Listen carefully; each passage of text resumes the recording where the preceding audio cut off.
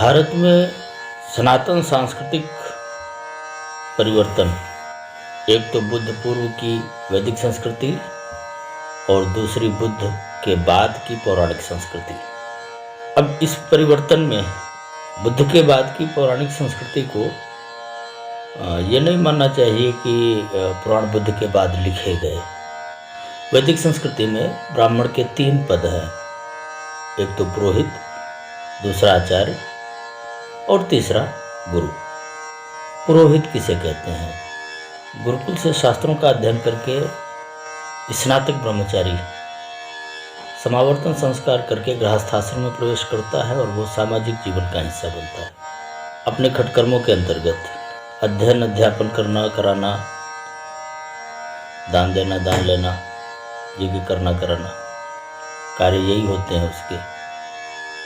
अंतर सिर्फ इतना होता है कि वो लोक जीवन का हिस्सा होता है, उसका एक यजमानी का क्षेत्र होता है। वो लोगों को ध्यान लेकर धर्मशास्त्रीय मार्ग पर चलने का उपदेश भी करता है और इस तरह वो मंत्री पद तक, अगर हम बात करें एक सामान्य जीवन से लेकर और फिर प्रशासनिक व्यवस्था के अंतर्गत मंत्री पद तक पहुंचने वाला ब्राह्मण भी पुरोहित ही कहा जाता है। दूसरा आचार्य, जो ब्राह्मण ब्रह्मचारी विद्याध्ययन करने के बाद, शास्त्री करने के बाद समावर्तन संस्कार न करके उच्च शिक्षा लेता है, उसे आचार्य कहा जाता था। और आचार्य का कार्य होता था उच्च शिक्षा लेना, और उस शिक्षा लेने के बाद वो घूम घूम कर लोगों का उपदेश करता था, अथवा लेखन कार्य करता था, अथवा गुरुकुल का निर्माण कर विद्यालय चलाने का काम करता था, पढ़ाता था विद्यार्थियों को। अब तीसरा पद है गुरु। इन दोनों ही श्रेणियों के ब्राह्मणों को गुरु कहा जाता रहा है। गुरु शब्द का अर्थ ही हिंदू संस्कृति में, सनातन संस्कृति में मार्गदर्शक है, मार्ग दिखाने वाला। अब वो सामान्य गृहस्थ जीवन में यदि कोई परिस्थिति पड़ती है जहाँ शास्त्रीय दृष्टिकोण की आवश्यकता पड़ती है, तो वो काम पुरोहित का, और विशेषकर एकेडमिक टाइप की जब कोई आवश्यकताएं पड़ती थीं,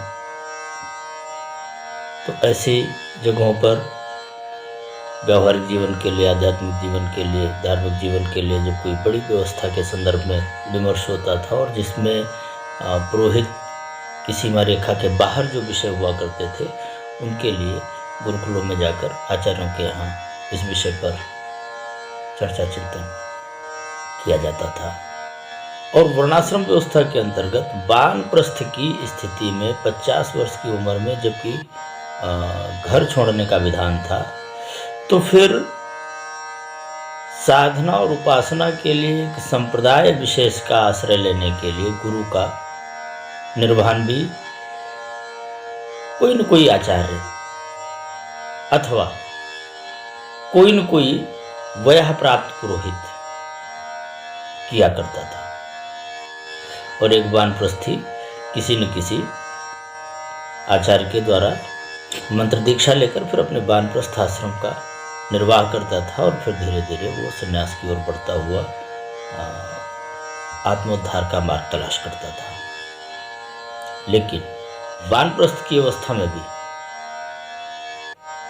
किसी भी वानप्रस्थी को किसी भी आचार्य के गुरुकुल में रहने का विधान वैदिक संस्कृति में नहीं था।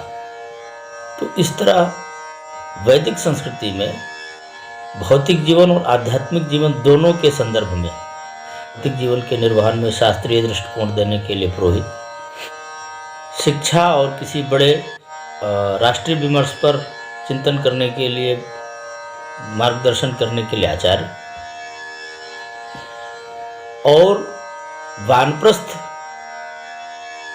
आश्रम में प्रवेश करने पर कोई न कोई दीक्षा गुरु। तो सनातन संस्कृति में दो ही तरह के गुरु। अब दीक्षा गुरु वही होता था जो किसी का शिक्षा गुरु होता था, वही बाद में उसका दीक्षा गुरु होता था। भारत में संघ परंपरा चली, जिसके पीछे भगवान बुद्ध का क्या उद्देश्य था वो तो वही जाने। लेकिन ये सद्गुरुवाद भगवान बुद्ध के बाद भारत में आरंभ हुआ। भगवान बुद्ध के संघ की नकल पर चाहे शैव, चाहे वैष्णव, चाहे शाक्त, ये जितने भी मठ और मंदिरों की परंपरा बनी, ये भगवान बुद्ध के बाद बनी। और ये सभी प्रच्छन्न बौद्ध थे। और यहाँ पर प्रच्छन्न बौद्ध कहने से मेरा मतलब भगवान बुद्ध के अनुयायी नहीं, क्योंकि भगवान बुद्ध ने किसी बौद्ध धर्म की नींव नहीं डाली थी। भगवान बुद्ध ने तो सनातन धर्म का ही पुनरुद्धार किया था। अतः भगवान बुद्ध के द्वारा उपदेशित धर्म को बौद्ध धर्म कहना, ये तो परले सिरे की मूर्खता भी है, साहस भी है। भगवान बुद्ध ने कालक्रम से तिरोहित हो गए सनातन धर्म का पुनरुद्धार किया था। अतः भगवान बुद्ध को बौद्ध धर्म का संस्थापक कहना, ये तो सिर्फ मिथ्या साहस है, मिथ्या भ्रम है। भगवान बुद्ध के उद्देश्यों तक ना उनके कथित अनुयायी जन पहुंचे और ना ही वैदिक संस्कृति के धर्म धुरंधर। भगवान बुद्ध का विरोध करते करते भारत में प्रच्छन्न बौद्धों की और छद्म बौद्धों की परंपरा पड़ी।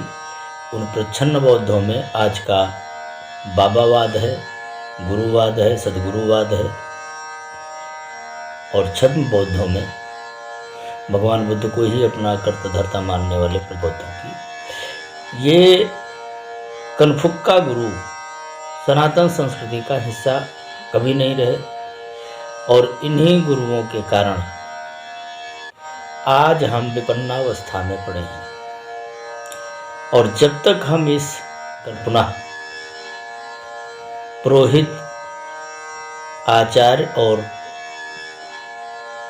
गुरु की परंपरा का आश्रय नहीं लेंगे, तब तक ना भारतीय संस्कृति का उद्धार होने वाला, ना सनातन संस्कृति का उद्धार होने वाला। मुंह में राम बगल में छुरी करते करते रहने से हमारा कुछ भी नहीं बदलने वाला।